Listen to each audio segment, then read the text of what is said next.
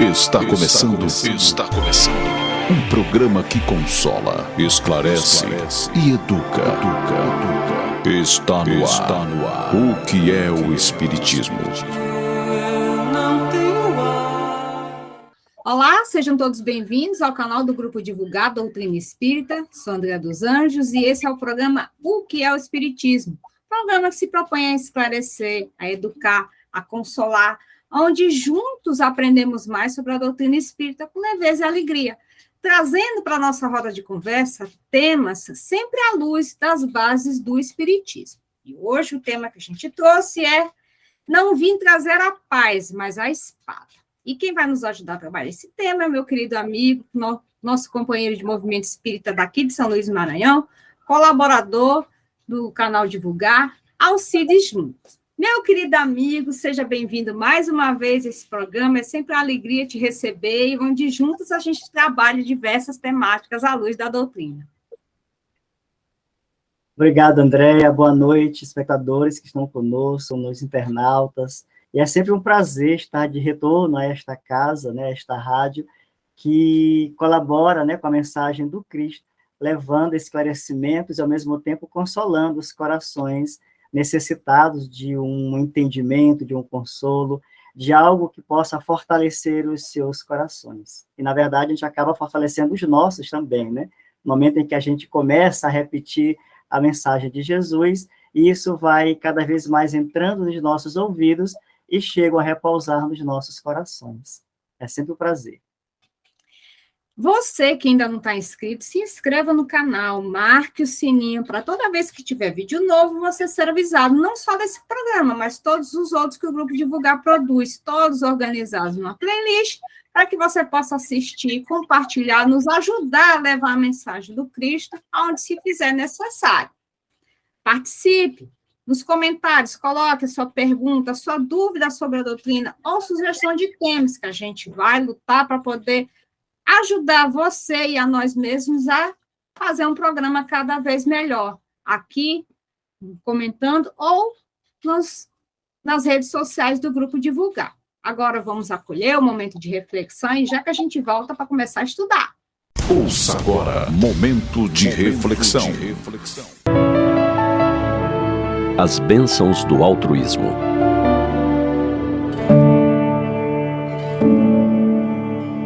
Foi o filósofo francês Auguste Comte quem cunhou, em 1830, a palavra altruísmo para significar comportamento oposto ao egoísmo. Se desejável para todos os tempos, tal atitude torna-se de importância capital na atualidade. Nos momentos que atravessamos após a pandemia que nos exigiu isolamento social e deixou inúmeros corações de luto, é o altruísmo que nos deve despertar as emoções do amor e do perdão, da misericórdia e da caridade. Saber enxergar as necessidades alheias, atendendo-as com mãos veludosas que não constrangem nem humilham. Eis uma faceta do altruísmo. Alguns pessimistas afirmam que o altruísmo somente se encontra entre as pessoas da mesma cultura ou as que abraçam os mesmos ideais. No entanto, extraordinária demonstração de altruísmo encontramos na parábola do bom samaritano.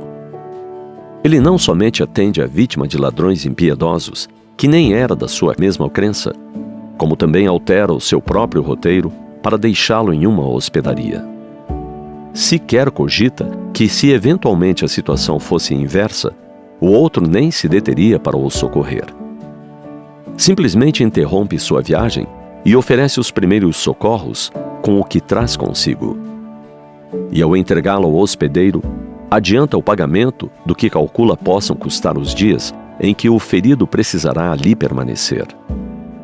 Mais do que isso, se responsabiliza pelos gastos que poderão ocorrer em acréscimo.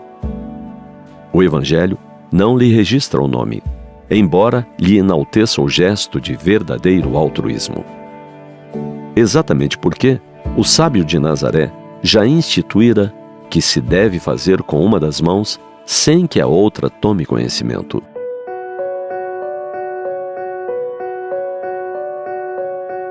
Conta-se que no século XIX, Um monge tibetano de nome Dola Jigme Khalsang viajava pelas diversas províncias da China. Chegando em uma delas, percebeu uma grande aglomeração na praça principal, o que lhe atraiu a atenção. O sábio se acercou e veio a saber que se tratava de um homem acusado de roubo, que fora condenado a morrer de forma cruel. Seria colocado no dorso de um cavalo feito de ferro, aquecido até ficar avermelhado. O condenado, aos gritos, protestava a inocência. O recém-chegado Dola abriu caminho entre a multidão e anunciou: "O ladrão sou eu." Fez-se um grande silêncio. O mandarim, que governava aquela parte do país, voltou-se impassível para o monge e perguntou: "Você está pronto para assumir as consequências do que acaba de dizer?" Ante a afirmativa de Dola, o condenado foi solto e ele foi posto sobre o ferro em brasa, sucumbindo em poucos minutos no terrível suplício. O que motivou a atitude do monge tibetano, senão o altruísmo? Ele apenas chegara àquele lugar. Poderia ter seguido o seu caminho. Agiu a partir do altruísmo e de uma benevolência ímpar para com quem sequer teve chance de lhe agradecer o gesto de lhe salvar a vida. Mas o altruísmo é assim mesmo.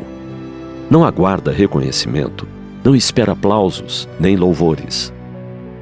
Essa foi a atitude de Jesus, que doou a sua vida para que todos tivéssemos vida em abundância. Ele nos ofereceu o mais sublime gesto de altruísmo de que a humanidade tem notícia.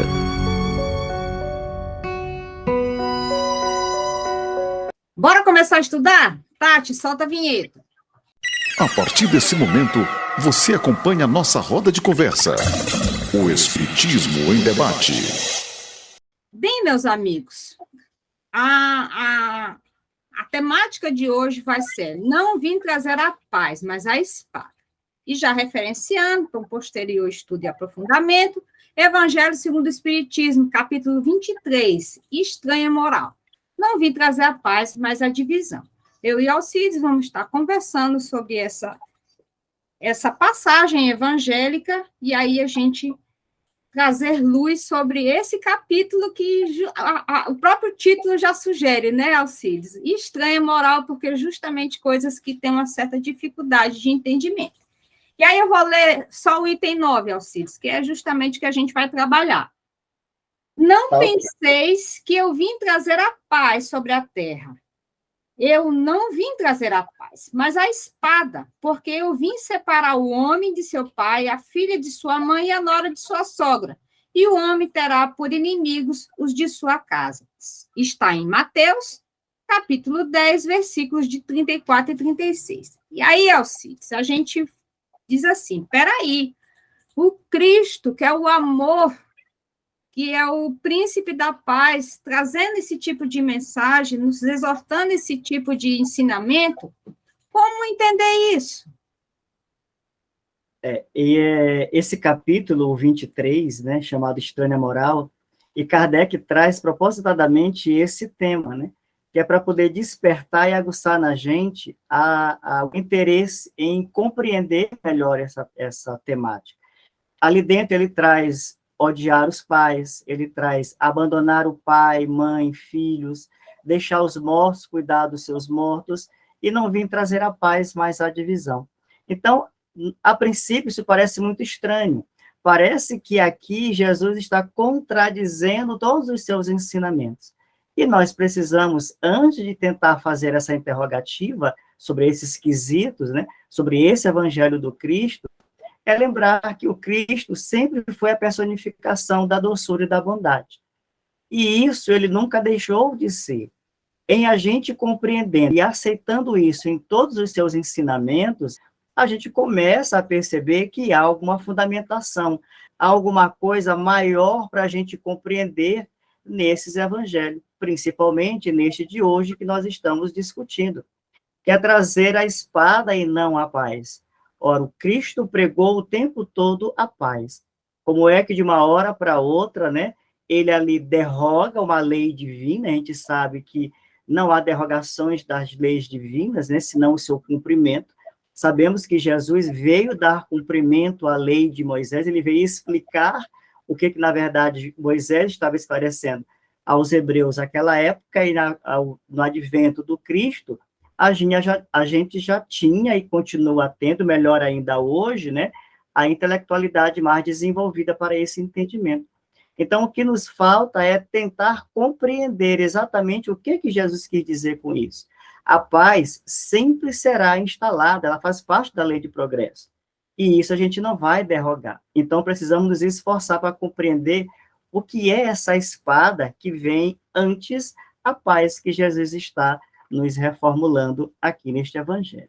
É o cuidado que a gente tem cada vez que a gente vai ler o evangelho. Aprendemos, inclusive, com o próprio Kardec, a observar, a analisar, né, a investigar todas as questões para que a gente possa ter um esclarecimento mais fiel com as leis divinas. Enquanto não conseguirmos fazer essa aliança, a gente estará longe do entendimento do que propôs o Cristo com essa colocação. Alcides, a gente tem que ter muito cuidado no estudo dos ensinos do Cristo, porque ele usa muito de alegoria, e como ele mesmo disse, que muito do que ele ensinava ia ficar para depois o entendimento, daí o Consolador prometido.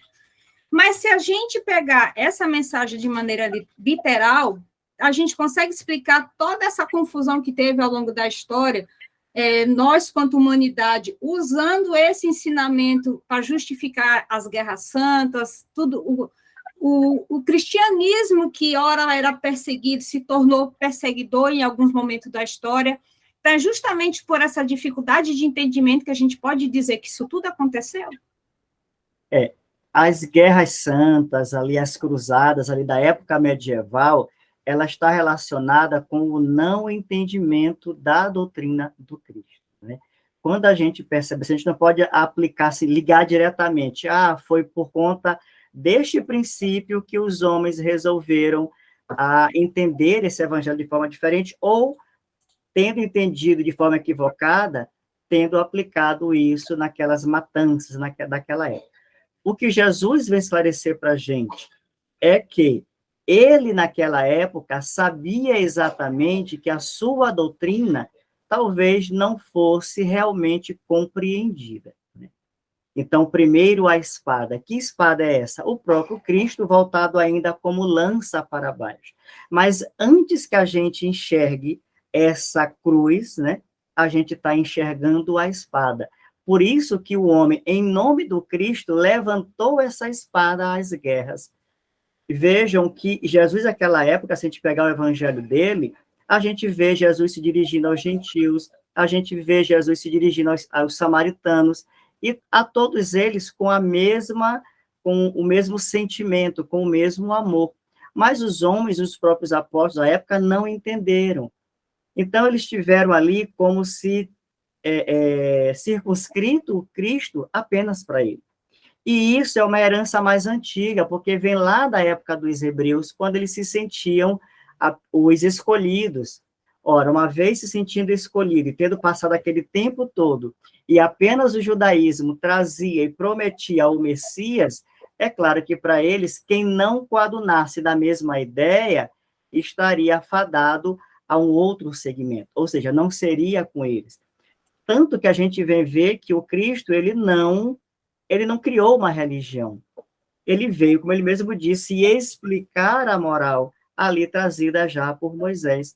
Mas o homem, cheio de pecados, de erros, e não compreendendo, e nem se esforçando para compreender, ele começa a desenhar religiões a partir do seu entendimento.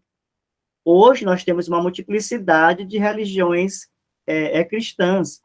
E se a gente for observar, elas se diferenciam muito mais pelas formas do que pelos princípios. Tanto que o Kardec, quando traz ali o Evangelho segundo o Espiritismo, ele deixa de fora tudo aquilo que gerou a criação das fórmulas e a individualidade das religiões para trazer a essência, que é o ensinamento do Cristo. Então, aí a gente foi desenhando uma religião cristã aqui, uma religião cristã ali, e aquele que não era o adepto daquele conhecimento, porque o homem por si só, ele tem a necessidade de entender. Está aí o aspecto filosófico dentro da doutrina de Kardec. Então, ele começa a ter compreensões a partir de um entendimento ainda muito pobre. E por isso a gente vai observando as segmentações. E o que a gente vê a partir disso tudo? As quebras, a intolerância, que a gente hoje tem um movimento muito grande para aproximar as religiões, pelo menos no sentido da fraternidade. Se a gente não consegue entender ainda pelo princípio do próprio Cristo, a gente precisa entender pelo princípio da fraternidade e deixar que isso lá adiante se cumpra aquele evangelho que diz um só rebanho, um só pastor. Então, a gente foi ficando cada vez mais barrista com relação às religiões e atacamos o outro. Hoje a gente continua atacando de uma forma mais como é que eu diria, mais discreta, em algumas situações. Lá atrás, na época medieval, a coisa foi mais séria, né? As cruzadas, 7 cruzadas aconteceram, a 8ª, né?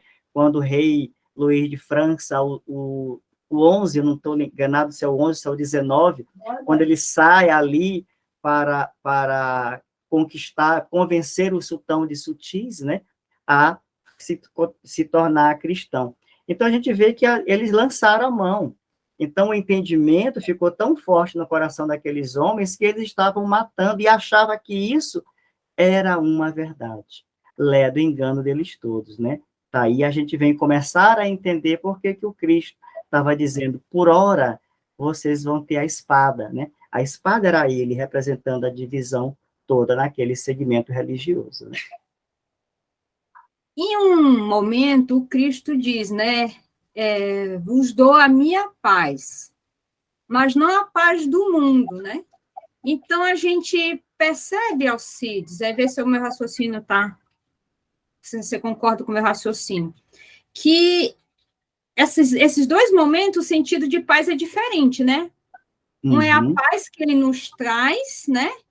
E que inclusive, ele reforça que a paz que ele nos traz não é a mesma paz no mundo, e ele fala nesse momento de que ele não veio trazer a paz, né? Bem lembrado a tua proposta para a gente fazer um casamento, né? Aqui ele diz, não vim trazer a paz, né? Mas a espada. Lá adiante ele diz, né?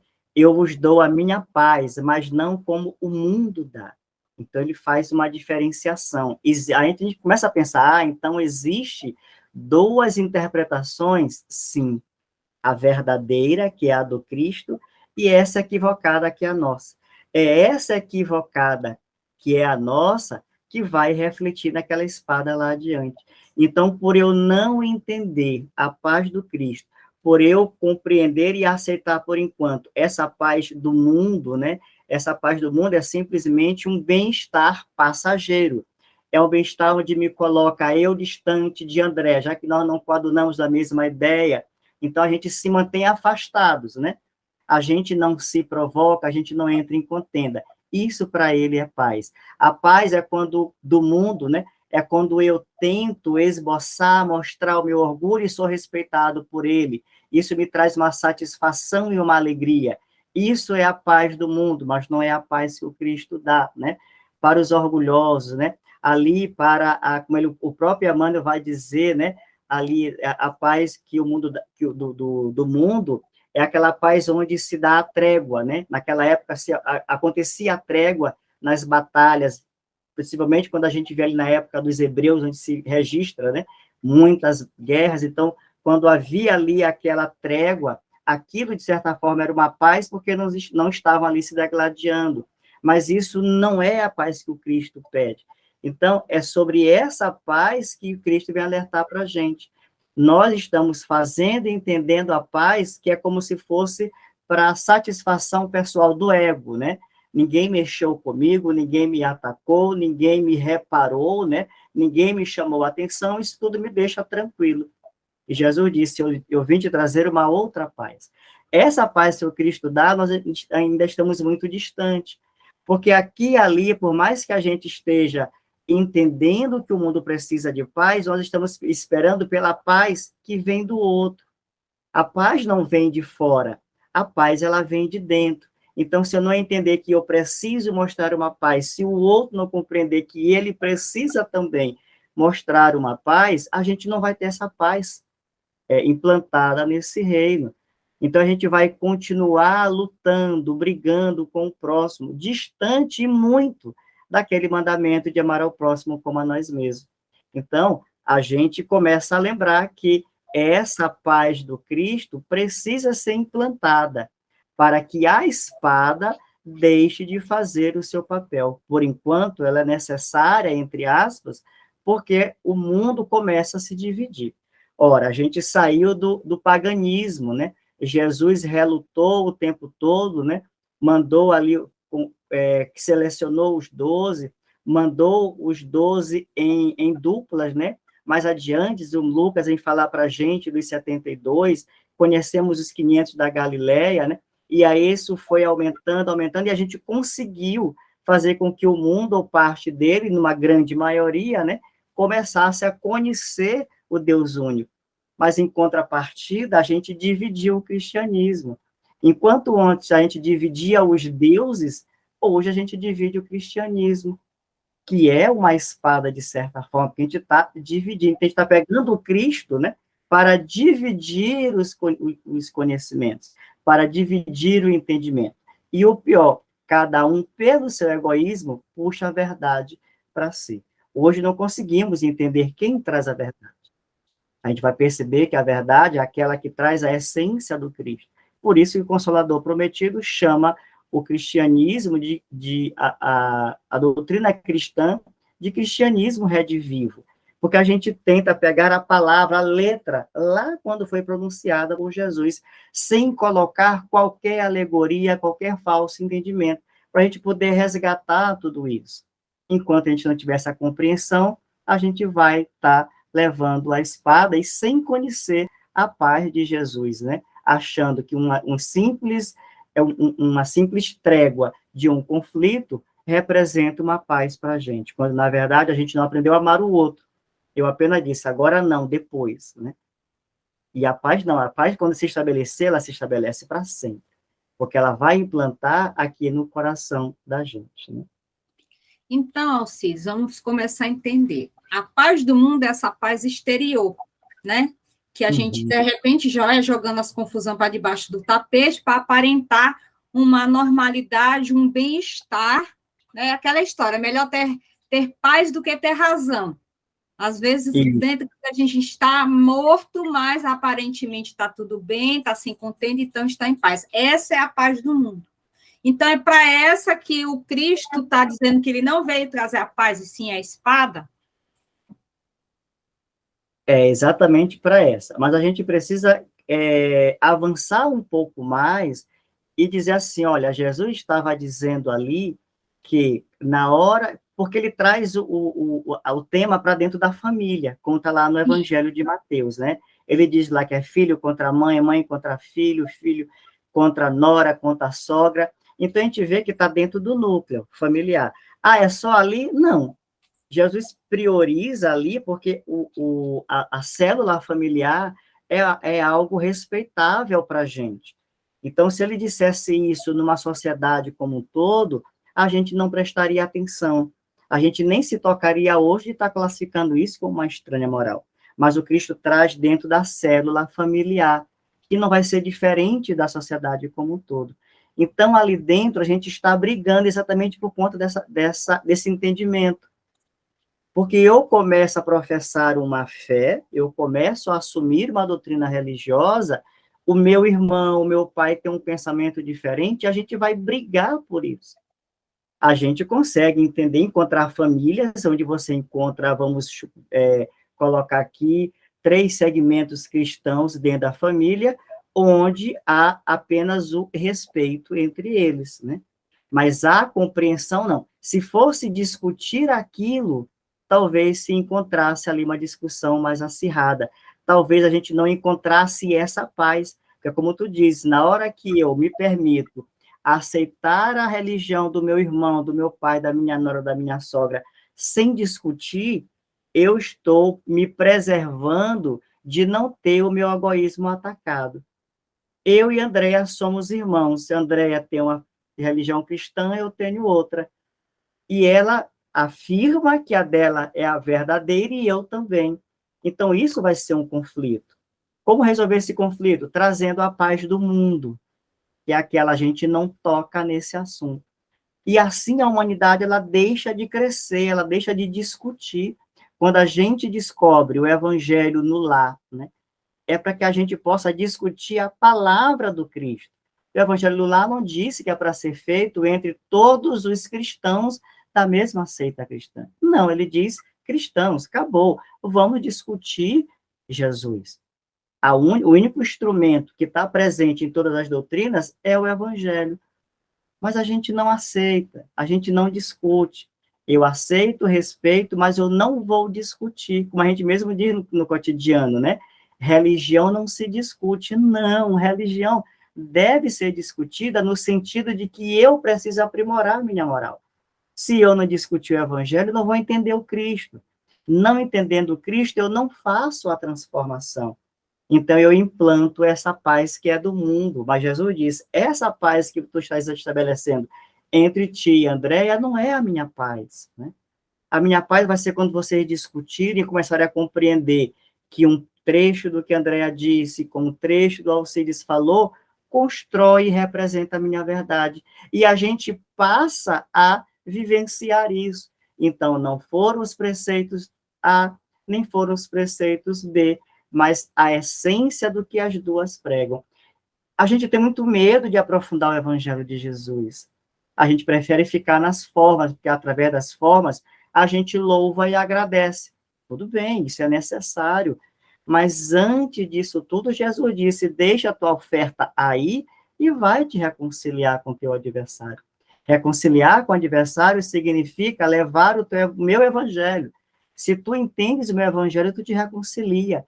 Tu faz as pazes e nunca mais tu vai ter uma indiferença com o outro. Tu não vai sentir isso no coração.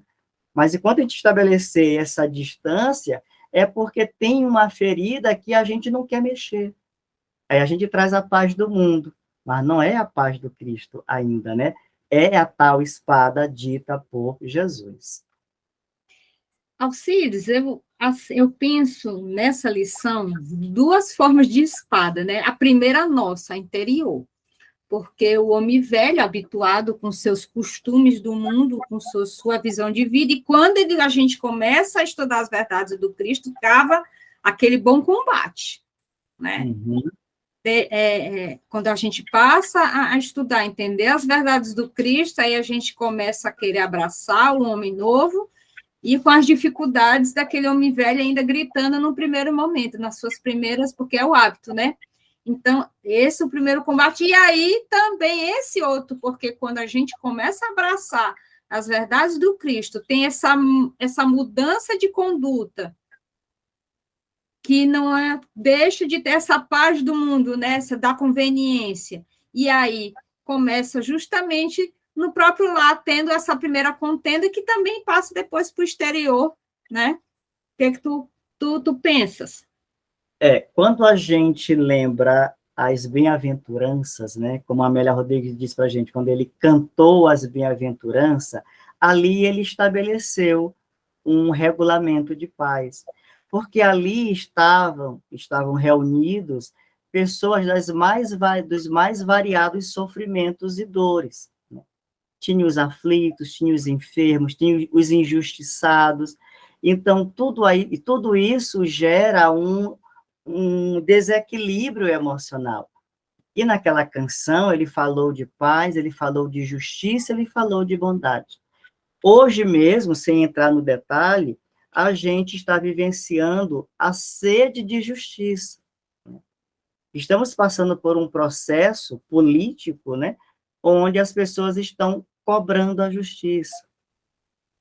E Jesus já disse, bem-aventurados os que têm sede e fome de justiça. Mas quando Jesus disse isso, ele não estava incitando o povo ao ódio, à ira, à raiva. Ele disse assim, olha, eu sei o que tu estás pregando, eu sei que tu estás querendo colocar uma verdade, mas tem paciência. Existe um juiz acima de tudo isso. Mas a gente não quer esperar a justiça divina. A gente não quer dizer assim, tudo bem, perdi, tudo bem, ganhei, vamos lá, vamos ver o que vem pela frente. A gente vai ficar remoendo, né, essa justiça. E a gente precisa entender que, para que eu entenda a paz do Cristo, para que eu sinta essa paz, eu tenho que ficar tranquilo com essa minha sede, né? Ela vai se realizar.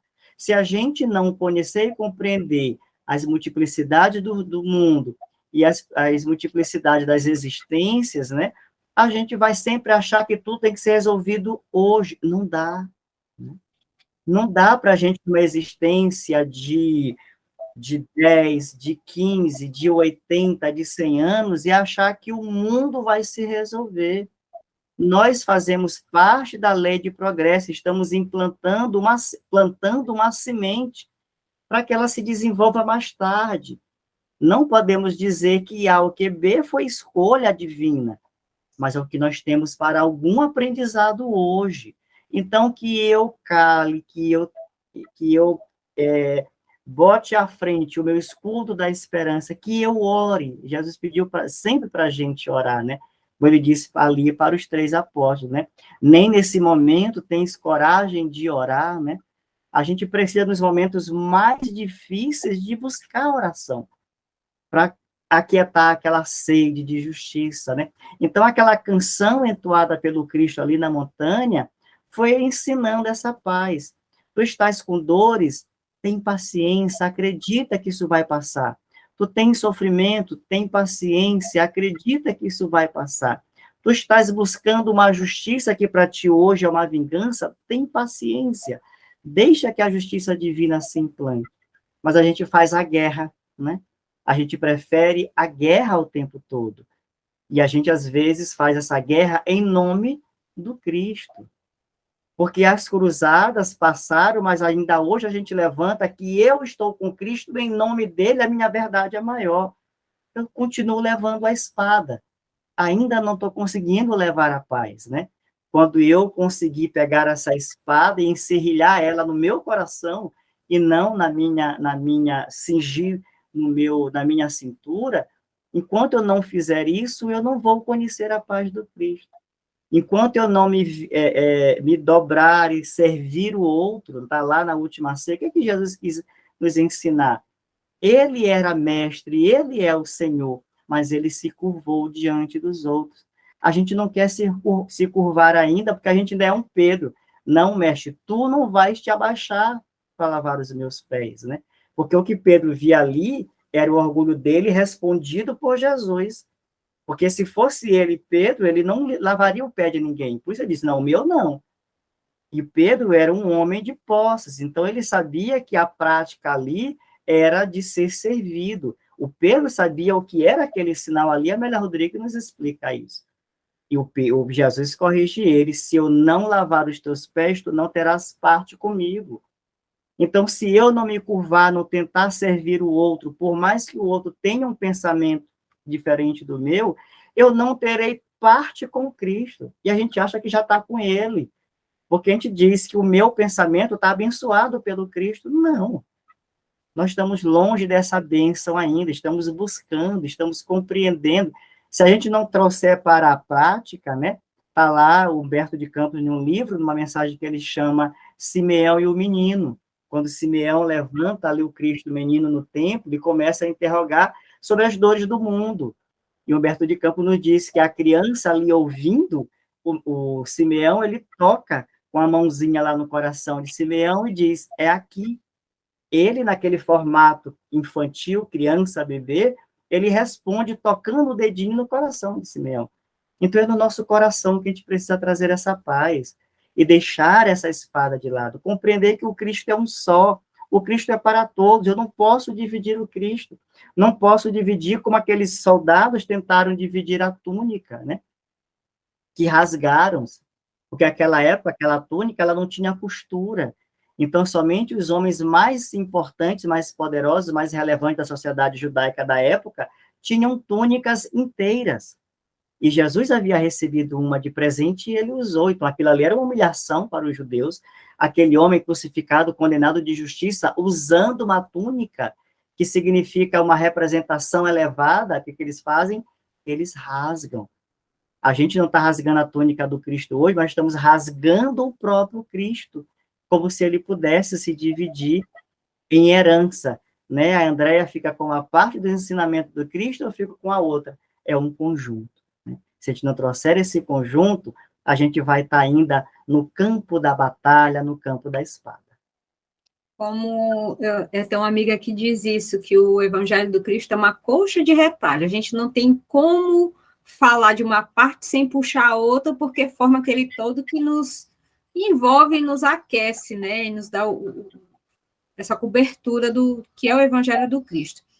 Então, Alcides, depois de tudo isso que a gente falou, como à luz da doutrina a gente consegue entender o ensinamento que o Cristo quis trazer nessa mensagem?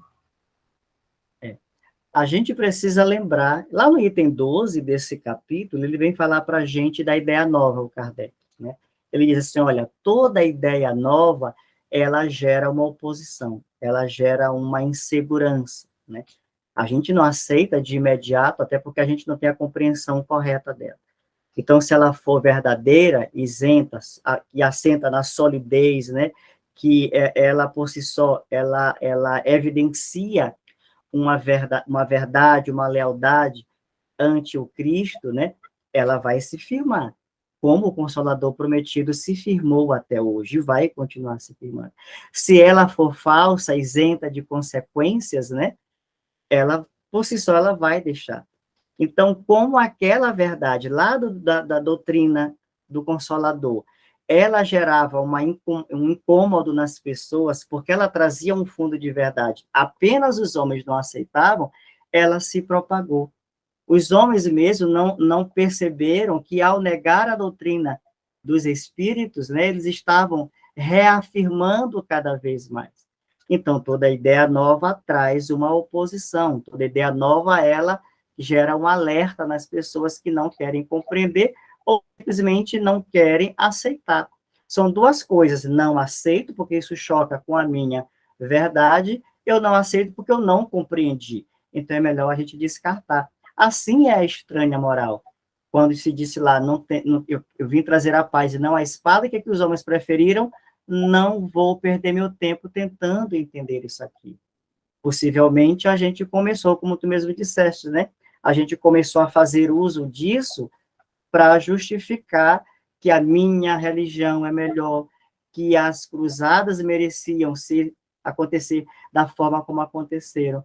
Então, para a gente compreender o Cristo, a gente tem que estar despido dos nossos valores, porque a gente traz valores corretos, valores equivocados, valores em processo de desenvolvimento, a gente se agarra a ele porque não tem o outro. É a única verdade, a parte filosófica, mas a filosofia ela vai amadurecendo o homem. Ao longo do tempo, esse pilar da filosofia, aliado com a intelectualidade, forçou o homem a ir compreendendo. E hoje a gente já compreende tudo isso. Então, a gente demorou, talvez não aceita discutir essa temática, porque vai ferir a minha religião. Porque o próprio Kardec vai explicar lá no 15, né? Ele vai dizer assim, é isso aqui que Jesus disse. Ele sabia porque ele não criou a religião, né? Mas ele sabia que os homens, por sua incapacidade de compreendê-lo, iria segmentar. Por isso ele disse assim, olha, eu vou virar uma espada para vocês. E a gente não consegue perceber isso. A gente está tão agarrado às formas, né? E ele é lá o tempo todo da época, porque essas formas que a gente traz hoje em algumas seitas cristãs, ou eu diria na sua maioria, né? É uma herança judaica. Porque os judeus, eles se firmaram muito mais pelas formas exteriores, porque era mais fácil dizer assim, Deus, eu estou contigo, pelas formas, do que dizer assim, mas Deus, o que tu quis dizer aqui mesmo? Moisés, cadê tu? Onde é que tu estás para vir me explicar isso aqui? Então, é o louvor que a gente faz hoje, né? A contemplação que a gente faz hoje, as ofertas, né? As reverências. Mas, espera aí, cadê o outro lado, que é o ensinamento? A gente não compreendeu. Então, a gente traz essa herança lá de trás, porque depois do Cristo, a gente conheceu ali que os próprios judeus se dividiram. Continuaram os judeus e passamos a conhecer os judeus cristãos. Roma se dividiu, continuaram os romanos e começamos a conhecer os cristãos romanos. Os gentios também, os estrangeiros, uns se mantiveram nas suas ideias, mas nós conhecemos os estrangeiros, que o Kardec chama de greco-cristãos. E eles vieram para cá, né? Então veio ali a dissidência. O próprio povo hebreu se dividiu de 12 nações em duas, Judá, né, e Israel. A de Judá se quebrou em três, né, essênios, fariseus, saduceus. A gente vem quebrando as filosofias do Deus único por falta de compreensão. Então, quando Jesus trouxe essa máxima, ele já sabia, porque lá atrás já estava ocorrendo. Ele só fez registrar, e a gente não abriu o olho para isso. Kardec teve que chamar de estranha moral para poder abrir os nossos olhos. E hoje a gente precisa compreender o que é essa espada que Jesus traz. Por que nessa divisão dentro das famílias? Não é sobre o ódio, né? Jesus não disse assim, a partir de hoje, aquela instituição que eu digo sagrada vai se partir. Ele estaria contradizendo a lei de amor. Então, se ele não contradisse a lei de amor, eu preciso compreender o que é essa espada que está ali dentro. Então, toda ela está centrada na divisão do cristianismo. E aí, então, como é que a gente consegue fazer isso juntar? Deixar de ser essa espada e passar a ter essa paz que o Cristo, de fato, quer nos dar. E a gente ainda tem essa dificuldade de desgarrar da espada. A gente vai encontrar mais lá adiante um capítulo que fala da candeia, né? Perdão, não saiba a mão esquerda o que faz a mão direita ou vice-versa. Eu nunca sei a ordem dessa colocação, mas é isso, né? Não se sabe o que uma faz. E lá dentro tem um capítulo quando ele fala da candeia, né? Que tem que colocar em cima. E ele coloca ali que, quando ele fala de um só rebanho, um só pastor, ele não está falando da predominância de uma religião. Vai ficar essa e todas as outras vão decair, vão desaparecer. Não. No princípio, assim, haverá muito isso. Nós vamos começar a perceber que esse pensamento religioso que eu trago hoje não me acrescenta. Aí eu deixo esse pensamento. Andréa deixa aquele pensamento. Mas, como nós precisamos de uma religião, nós não conseguimos viver sem ela ainda, porque ela é o nosso esteio, né? É através da religião que a gente mantém a esperança e a fé, a gente vai se agregar em outro. Vai começar a existir uma seleção. A gente vai começar a compreender que não precisava dessa daqui, daquela outra. Mas ainda assim a gente vai começar a compreender, a gente pode até manter as formas que a gente gosta de materializar isso, né? A gente é muito mais do sentido material do que o sentido espiritual. A gente vai manter tudo isso, mas a gente vai começar a ter uma compreensão mais aliada com a do outro. E na hora que eu compreender assim, tu pensa assim como eu, que legal. A gente vai começar a ter uma aliança maior. A gente vai começar a perceber que o ensino espiritual está mais acima do que o ensino material trazido, que os homens trouxeram. Jesus disse lá atrás que nós valemos muito mais do que 2 pardais. Porque os pardais que ele traz ali no Evangelho de Mateus, ele está falando das ofertas, né? Ali do tempo daquela época, ali quando ele faz a expulsão dos vendilhões, Jesus viu ali que os homens estavam muito mais apegados àquela forma, muito mais achando que a libertação estava na oferta maior que eu fazia ao templo, do que entender o seu ensino.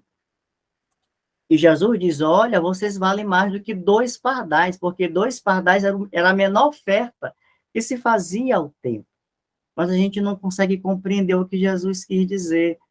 Eu prefiro ter a forma, porque enquanto eu estiver no mundo de provas e expiações, onde o materialismo é mais predominante, eu preciso agarrar alguma coisa.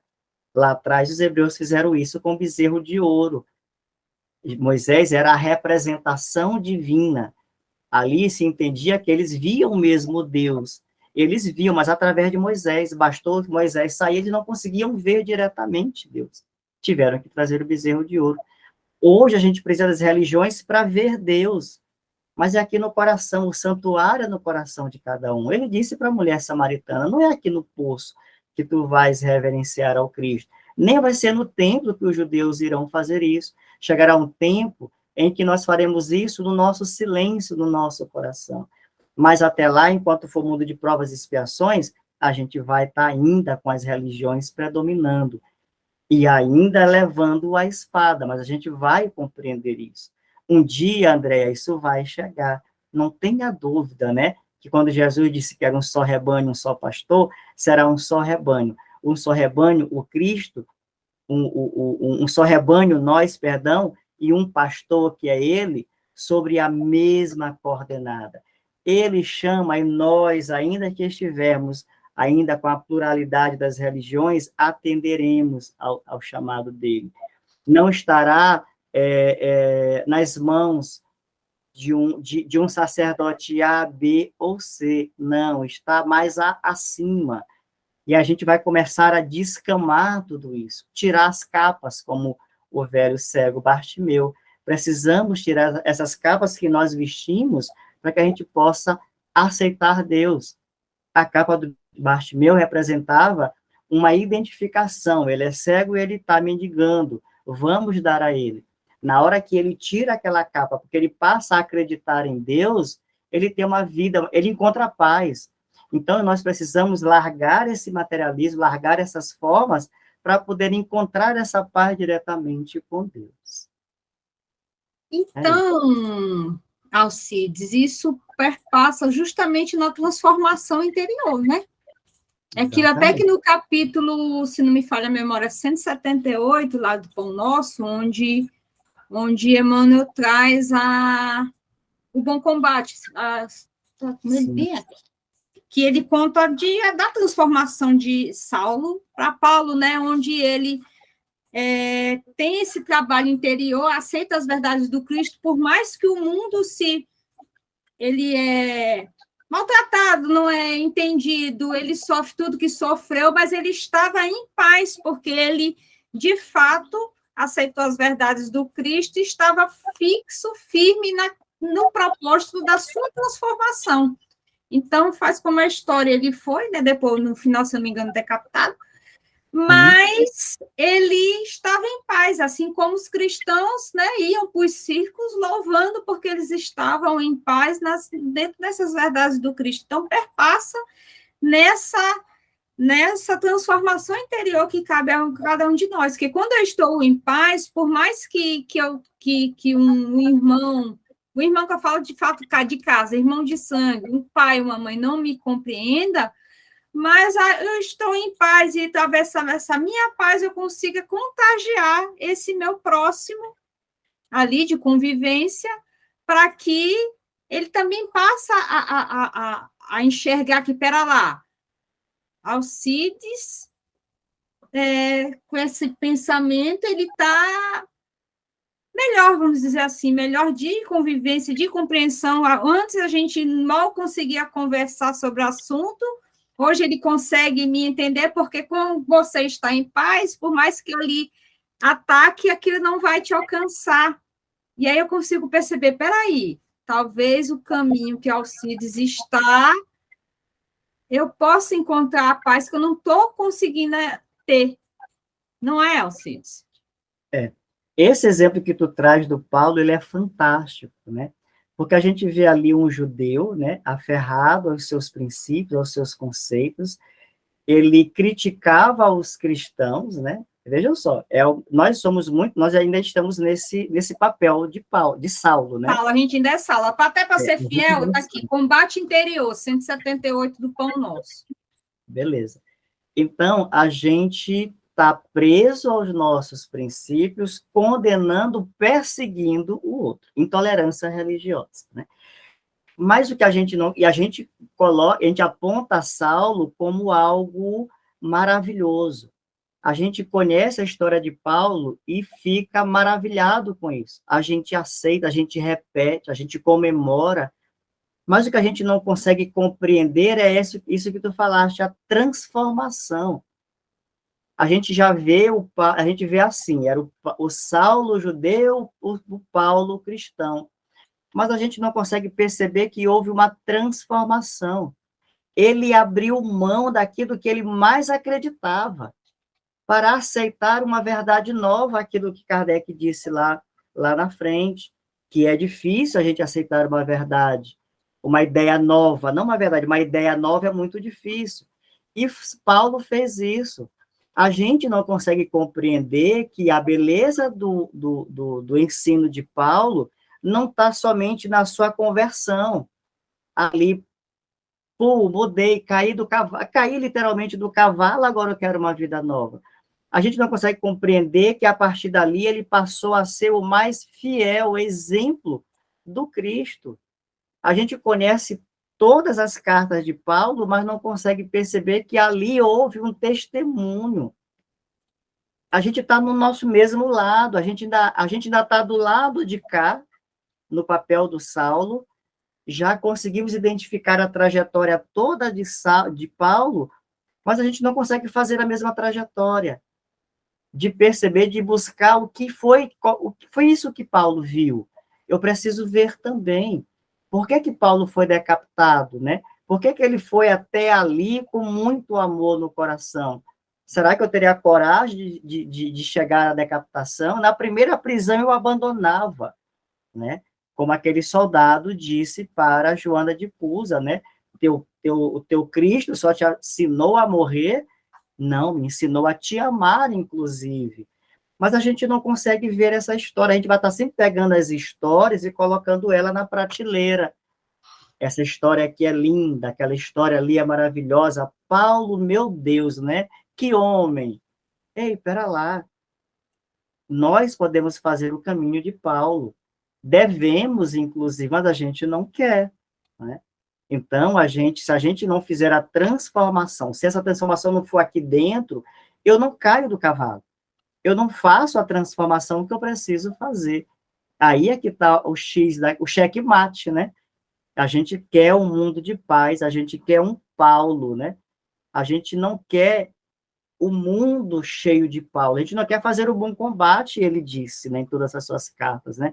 É necessária a preservação, crer, como ele disse para os Tessalonicenses, né?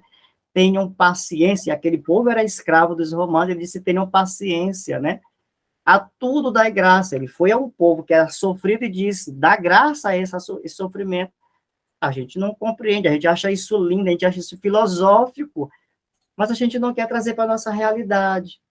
A gente não quer trazer o sofrimento e dar graça a ele, a gente não lembra das canções do Cristo lá no Sermão da Montanha, a gente não quer nada disso. A gente pontua todas elas, mas continuamos sofrendo, porque achamos que pelo sofrimento a gente vai chegar à redenção. Vivamos, mas depende de como sofremos, né? Há duas situações: aquele sofrimento em que eu sou resignado, eu passo direto de ano, e aquele sofrimento que eu reclamo, blasfemo, não, eu não aprendi. Talvez essa dor venha mais forte depois, né? Lutando, achando que Deus ainda é aquele Deus dos hebreus que fazia por eles. Não, Deus, olha, tu não está me vendo aqui com esse sofrimento, dá um jeito. E o Consolador Prometido veio explicar para a gente por que a gente sofre, de onde viemos, para onde vamos, onde estamos e para onde vamos. Ele nos situa nas três posições, mas a gente não quer aprender, né? A gente vai demorar a fazer a transformação íntima, e a gente fala disso, mas é necessário exemplificar, né? Não somente trazer o conhecimento, mas evangelizar na essência da palavra, que é trazer o comportamento, o exemplo de Jesus para o nosso exemplo. Mas, antes de tudo, trazer o bom combate. Se não for pelo bom combate, a gente não vence, né? Se não for através das renúncias, a gente não vai chegar ao reino dos céus. Alcides, a gente está chegando ao final do programa e eu queria que você aproveitasse e fizesse as considerações finais arrematando o tema para a gente poder encerrar. Muito bem, né? Para a gente encerrar o nosso trabalho de hoje, essa temática que a gente precisa trazer aos nossos evangelhos do lar a compreensão, né? A gente vem ver que 18 séculos se passaram para que se trouxesse o esclarecimento dessa verdade. A gente já tem esse esclarecimento. Jesus disse, olha, eu vou mandar o Espírito de verdade, e ele veio, trouxe as verdades, e a gente ainda está se demorando a compreender. Nós precisamos trazer para a nossa vivência as considerações, os princípios, o mandamento do Cristo. Amar a Deus sobre todas as coisas e ao próximo como a nós mesmos, né? Quando a gente não ama ao próximo, né, a gente está infringindo os 2 mandamentos. Porque amar a Deus sobre todas as coisas é amar a Deus acima dessa divergência. Mas para eu manter o Deus acima, eu preciso me reconciliar. Porque é isso que o Deus falou para a gente. Então, eu me mantenho ali, nem consigo ligar que eu estou infringindo a lei de amor que é de Deus, então eu não estou colocando Deus acima de todas as coisas. E, ao mesmo tempo, eu estou descumprindo a lei de amar o próximo como a mim mesmo. Então, todos os nossos problemas, tudo que a humanidade passa, é o resultado da minha relação com o outro. É o que eu faço da lei de sociedade. Eu não convivo em sociedade, eu não convivo em trabalho simplesmente porque eu tenho que ter uma remuneração e porque a humanidade precisa se aliar uma com a outra. Não, eu preciso amar. Eu tenho um trabalho, a lei de progresso, a lei de sociedade, a lei de trabalho, elas andam juntas, porque eu tenho que amar, e Deus nos coloca em várias posições para que eu possa realmente amar. Então, na hora que eu colocar Deus acima de todas as coisas, eu vou começar a pensar que eu, pelo menos, preciso refletir no que Andréa fala, que eu posso corrigir, eu devo entrar com o verbo doce e enérgico, mas eu quero só o verbo enérgico por hora, não quero o verbo doce. A Andréa vai começar a perceber que a minha ideia vale alguma coisa. É o confronto de Paulo com Deus, com Jesus, né? O que queres que eu faça a partir de agora? Eu preciso dizer para André, e agora? Eu aprendi contigo, o que, é que tu queres que eu faça? André vai dizer isso para um outro alguém. Então, se a gente não caminhar nesse entendimento, nessa paz, a gente não vai construí-la nunca. E como finalização, eu trago essa ideia para que a gente possa estar nos irmanando com os outros, né?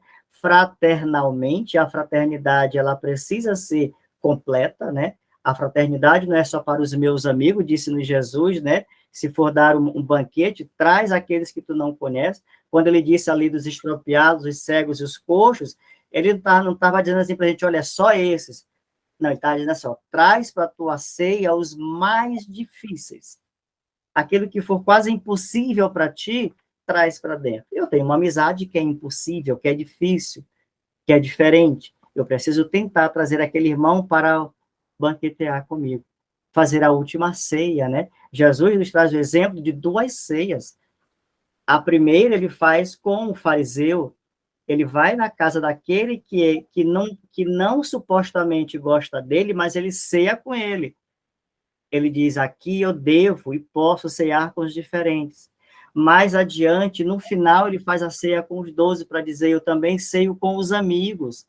Então, o Evangelho traz esses 2 exemplos para a gente, mas a gente não quer cear com o outro. Nós precisamos voltar para isso. Então, é urgente que a gente compreenda que essa paz de Jesus, que ele disse lá nesse Evangelho de Mateus, e Lucas também traz também, ele disse para a gente, amem-se, né? Meus apóstolos serão conhecidos por muitos se amarem. Nós somos os amantes de Jesus, mas para a gente completar o ciclo, eu preciso amar aquele que também professa o mesmo cristianismo, professa o mesmo amor por ele. Então, a gente fecha o triângulo, é Jesus em cima e nós aqui embaixo. Mas eu preciso me amar o outro, né? Meus apóstolos serão conhecidos por muitos se amarem. Ele fala isso em relação aos 12, mas isso se estende a todos nós hoje. Enquanto a gente não amar o outro, a gente vai estar com a espada, que é o Cristo, encerrilhado nas nossas mãos e não ainda nos nossos corações.